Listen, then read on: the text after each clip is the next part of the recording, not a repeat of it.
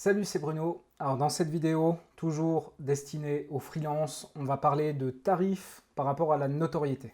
Alors, comme on l'a vu dans la première vidéo de la série, plus vous avez de notoriété et plus vous pouvez vous vendre cher. Alors en effet, il y a une nette différence entre un prospect qui vous contacte vous pour travailler avec vous et un prospect qui va contacter 5 agences ou freelances sur Malte ou sur Google et qui n'a aucune affinité spécifique avec vous. Okay, la différence, elle est majeure. Alors, dans cette vidéo, j'aimerais discuter de l'impact de votre notoriété sur votre tarif et plus généralement encore sur votre rentabilité. Alors, premier point, votre notoriété, elle vous sert à obtenir plus de demandes. Donc le contenu, fait correctement, vous voyez, j'ai mis en gras, c'est pas un hasard. Vous voyez, la plupart des entreprises qui vont se lancer ou des freelances qui vont se lancer, pour ceux qui vont décider de faire du contenu, généralement ils vont faire du contenu bateau, c'est-à-dire du contenu qu'on a déjà vu partout ailleurs, qui n'a pas vraiment de valeur ajoutée. En plus de ça, ils ne vont pas en faire la promotion, ou en tout cas ils vont partager ça sur leurs réseaux sociaux, alors peut-être 300 ou 500 contacts qu'ils ont sur leurs réseaux sociaux. De fait, des algorithmes, il y en a peut-être seulement 10% qui vont voir le contenu, qui vont mettre un like, et puis voilà, ça ne sert à rien. Le contenu, il doit vraiment être fait correctement, il doit vous différencier, il doit vous positionner et il doit être vu par les bonnes personnes. Okay, ça, c'est des choses que j'avais expliquées très brièvement dans la vidéo numéro 1. Si votre contenu, il ne vous positionne pas, il ne vous différencie pas, on ne se dit pas « Waouh, c'est top ce que lui il dit, j'ai vu ça nulle part ailleurs ». Et si les personnes, vos clients idéaux, ceux que vous voulez absolument qui tombent sur cet article, ils ne les voient pas, article ou vidéo, alors ça sert à rien, ça sert absolument à rien. Vous passez votre temps à faire des trucs inutiles. Okay, donc le contenu, c'est hyper important de le faire correctement et d'en faire la promotion auprès des bonnes personnes. Et il doit vraiment répondre à plusieurs objectifs. C'est pas faire du contenu pour faire du contenu. Okay, à partir de là, partons du principe que c'est fait correctement. Ça va vous créer une notoriété. Okay, vous allez être reconnu. Et plus vous allez faire du contenu à forte valeur ajoutée, et plus on va vous voir comme un expert, et plus vous serez reconnu. Donc c'est-à-dire que les clients potentiels vont consommer votre contenu, et une partie d'entre eux, alors d'expérience, je dirais que c'est entre 1 et 5%, ça va dépendre de plein de choses, du type de contenu, de la thématique, etc., de la promotion, mais on va dire que globalement, pour des gens qui vont consommer votre contenu, il y a entre 1 et 5% qui va vous contacter suite à ce contenu pour voir s'il est possible de travailler avec vous. Et du coup, je rebondis.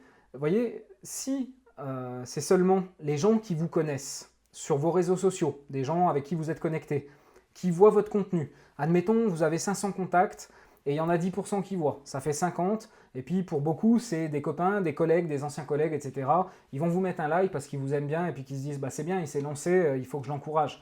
Il a eu le courage de le faire, moi j'ai pas encore eu le courage, bravo à lui. » Bref.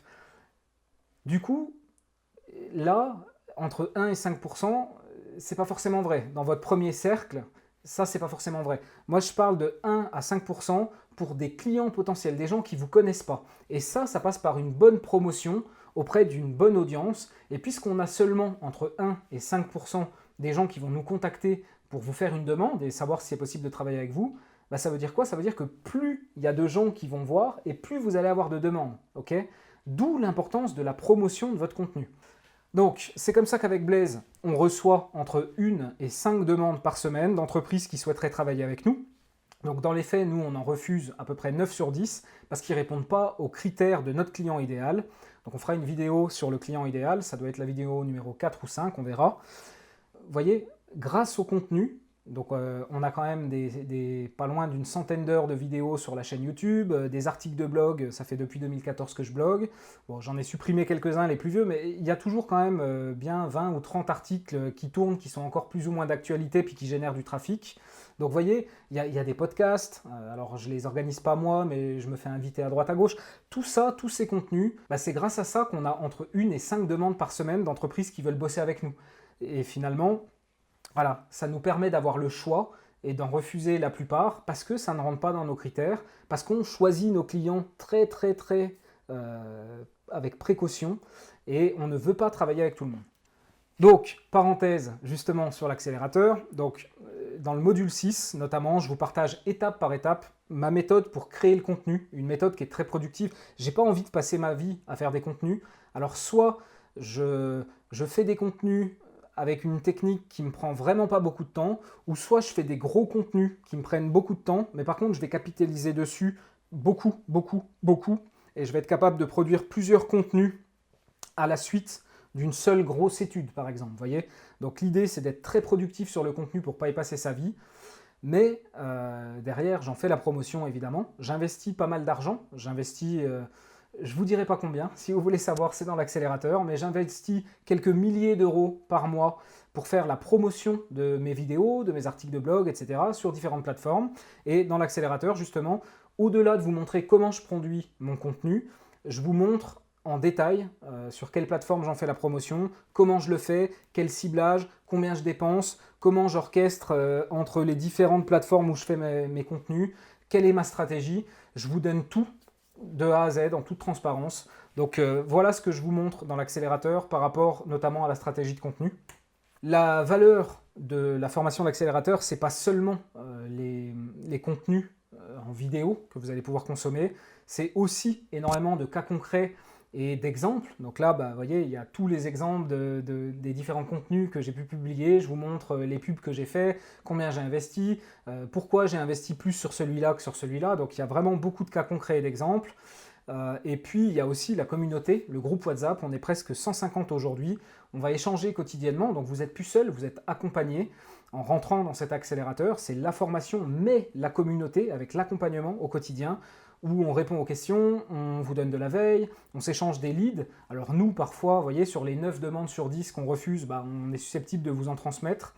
Et puis, les élèves aussi, les participants de la communauté, entre eux, vont se refiler du boulot aussi.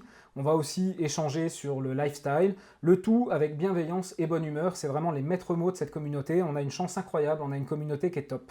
Donc n'hésitez pas si vous voulez rejoindre ça et ne plus vous sentir seul.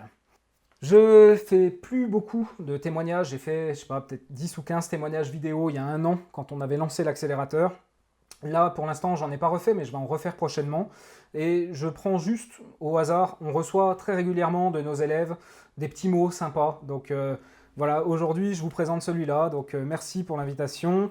J'en profite pour exprimer mon remerciement du fond du cœur et je pèse mes mots pour ce que vous faites Blaise et Bruno, pour ce partage sans compter avec l'accélérateur. Cette formation est incroyable et représente exactement ce qu'il me fallait.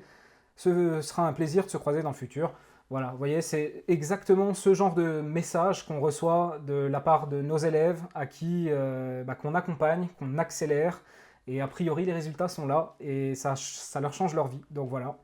N'hésitez pas à nous rejoindre et à rejoindre la famille Accélérateur si vous aussi, vous êtes en freelance ou vous envisagez de vous lancer en freelance et vous galérez un peu, vous avez des doutes, vous avez des peurs.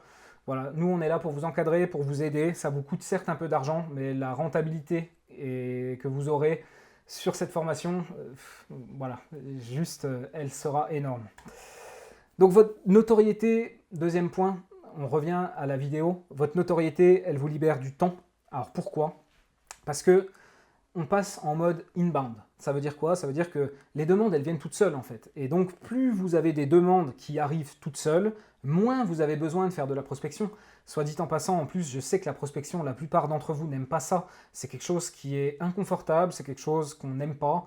Et du coup, voilà, si les demandes, elles arrivent toutes seules, vous n'avez pas à vous emmerder à faire de la prospection. Donc moins de prospection, ça veut dire aussi plus de temps de production. Si vous vous rappelez bien ce que j'expliquais, ça devait être dans la vidéo 1, notamment un freelance qui démarre, il va devoir prospecter beaucoup et il n'aura pas 100% de son temps à faire de la production. Il pourra y passer peut-être 50% et c'est déjà beaucoup. Donc au début, c'est beaucoup de prospection. Au fur et à mesure que vous avez du contenu qui génère de la visibilité, de l'expertise, les demandes affluent toutes seules, vous avez moins besoin de faire de prospection, donc vous pouvez produire plus, donc prendre plus de clients, donc faire plus de chiffre d'affaires, ou alors, travailler moins. Ça, c'est vraiment vous qui décidez du style de vie, et c'est une révolution, je le répète encore une fois, quand on est salarié, notre job, il prend toute notre vie, et les miettes qui restent autour, c'est ce qu'on peut avoir pour vivre notre vie, pour vivre nos projets, pour vivre nos rêves. Le but, pour moi, c'est ma vision, c'est ma définition, c'est peut-être pas votre vérité, mais le but pour moi, en tant que freelance, c'est vraiment que le job vienne se greffer à ma vie, en fait, et pas l'inverse, que j'ai du temps pour vivre et que j'ai les moyens financiers. Je cherche pas à être riche, juste avoir le minimum pour pouvoir vivre mes rêves en toute simplicité. Ça demande un petit peu d'argent aussi. Vous voyez, par exemple, on veut s'acheter un camping-car, il faut avoir un petit peu d'argent pour ça. Mais ma vie est au centre de tout et mon job vient se greffer là-dessus. On va partir en camping-car, on va voyager et je vais bosser depuis n'importe où dans le monde avec les enfants dans le camping-car. Ça, c'est possible. Ça, c'est possible. Et quand vous faites du contenu et que vous êtes vu comme un expert, que ça vous donne une certaine notoriété et que les demandes affluent toutes seules, c'est génial parce que finalement, vous passez votre temps à dire oui ou non à des nouveaux clients potentiels.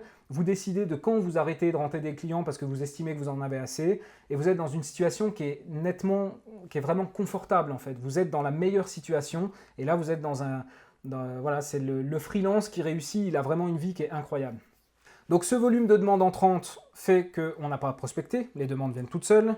Peu ou pas de temps de prospection, ça signifie plus de temps pour produire et donc une capacité d'accueil de nouveaux clients supérieure à quelqu'un qui doit démarcher sans cesse. En travaillant avec plus de clients en même temps, vous générez donc plus de chiffre d'affaires ou vous pouvez aussi simplement avoir plus de temps.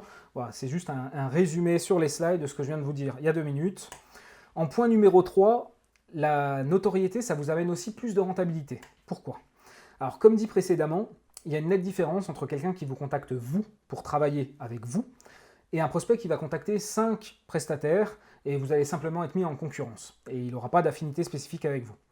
Donc potentiellement, quand vous avez une certaine notoriété et que les gens vous contactent vous, vous n'êtes même pas en concurrence. C'est-à-dire que le client potentiel, il vous veut vous et personne d'autre. Je vous donne une anecdote ici et c'est vrai, c'est du vécu. Parfois, j'ai fait patienter des prospects pendant 2 mois avant de travailler avec eux. Je leur ai dit, je suis sincèrement désolé, j'ai en ce moment pas mal de travail, j'ai pas envie d'en prendre plus, je tiens à mon équilibre de vie et j'ai pas envie de me déborder. Alors, je peux faire la prestation que vous me demandez, mais pas avant 2 mois. Pour l'instant, c'est pas possible. Je comprends que 2 mois, ce soit pas quelque chose qui soit possible de votre côté. Si vous voulez, j'ai des confrères auprès desquels je peux vous recommander, je vous mets en relation, je vous donne ma garantie que c'est des gens sérieux, sinon je vous enverrai pas chez eux. Les gens ne veulent pas. Les gens me disent non, non, moi je veux travailler avec toi. S'il faut attendre 2 mois, j'attendrai 2 mois, mais je ne travaillerai qu'avec toi.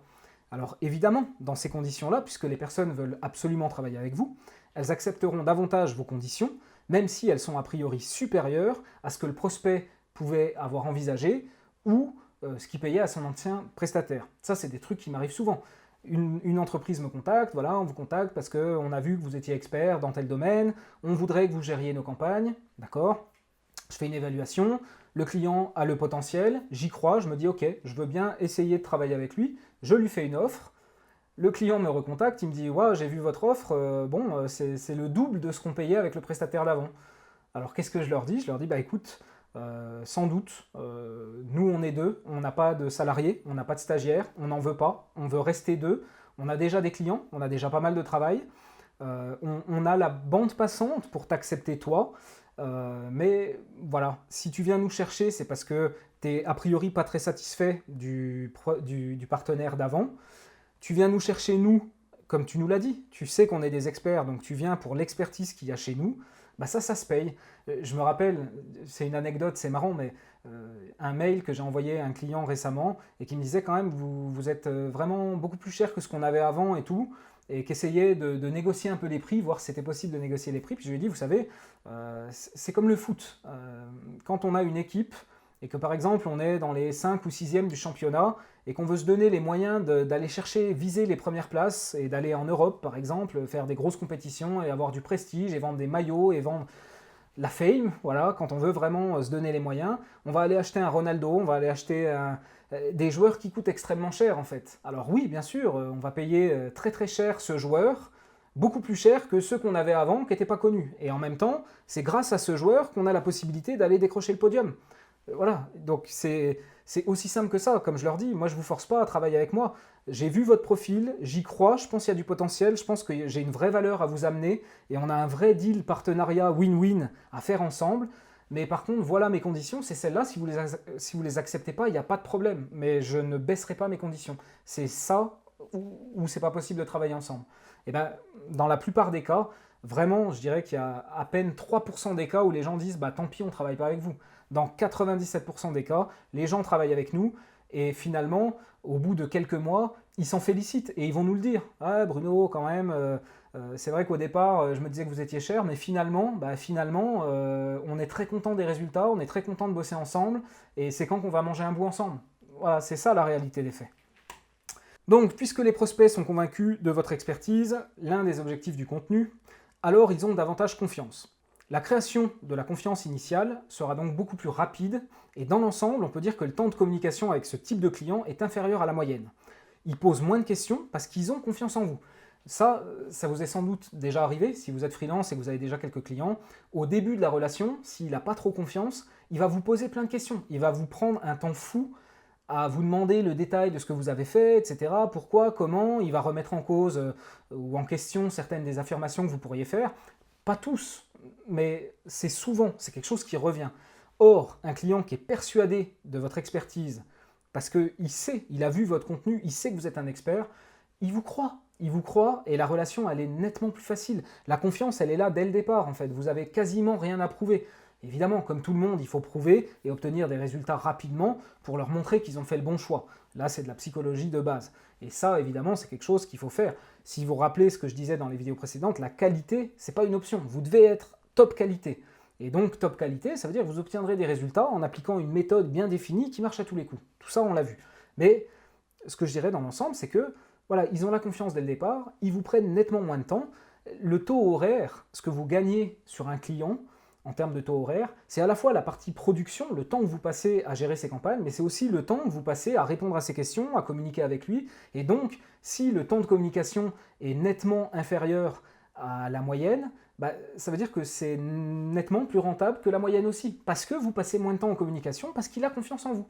Et ça, c'est vraiment le contenu qui permet, le contenu et donc la notoriété qui va permettre d'avoir des relations où les clients sont en confiance dès le départ. Donc un point collatéral au précédent, c'est que vos recommandations stratégiques sont moins discutées et davantage acceptées, ce qui entraîne un cercle vertueux. Puisque le client, il applique vos recommandations et qu'il vous donne carte blanche par rapport à vos stratégies, ça veut dire que vous obtenez plus de résultats, puisque vous êtes un expert et vous savez exactement de quoi vous parlez, et quand vous dites qu'il faut faire comme ça, c'est que généralement il faut faire comme ça. Et c'est là où les clients qui n'ont pas confiance, ils vont dire ah oui, mais vous êtes sûr, moi je faisais pas comme ça, etc. Blablabla, des débats indiscutés, des débats sans arrêt. Alors que là, vous avez la confiance du client, il va dire ok, bah écoute, c'est toi l'expert, si tu le sens comme ça, vas-y, fais. Et puis vous mettez en place tout ce que vous voulez, vous avez carte blanche, vous avez les coups des franges, vous êtes tranquille pour travailler dans les meilleures conditions, et c'est le cercle vertueux qui s'enclenche. Vous mettez en place vos stratégies, on vous écoute, on vous donne carte blanche, vous obtenez toujours plus de résultats, et tout le monde est content, en fait, vous voyez ? Donc, si on résume, le contenu fait correctement, c'est l'un des meilleurs moyens d'obtenir une notoriété dans notre industrie, ok ? La notoriété, ça va vous amener des demandes récurrentes de prospects qui veulent travailler avec vous, et vous uniquement. La notoriété, ça va vous libérer du temps de prospection, puisque les demandes rentrent toutes seules. Vous pourrez alors prendre plus de clients ou avoir plus de temps libre. Ça, c'est vous qui décidez. La notoriété, elle va vous amener des meilleurs clients qui seront prêts à vous payer plus cher que le prix du marché.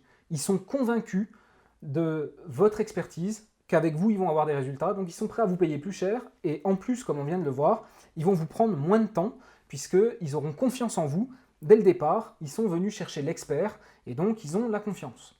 Si vous avez aimé cette vidéo, n'hésitez pas à liker, abonnez-vous à la chaîne pour voir plus de vidéos comme celle-ci, et puis dans les commentaires, n'hésitez pas, s'il y a des choses qui ne sont pas claires, si vous avez des questions, si vous avez des réactions par rapport à ça, et s'il y a des thématiques que vous voudriez me voir traiter, des thématiques liées au freelancing dans le domaine du marketing digital, n'hésitez pas à me faire des suggestions. Évidemment, j'en tiendrai compte et j'essaierai de faire les vidéos en conséquence. À bientôt!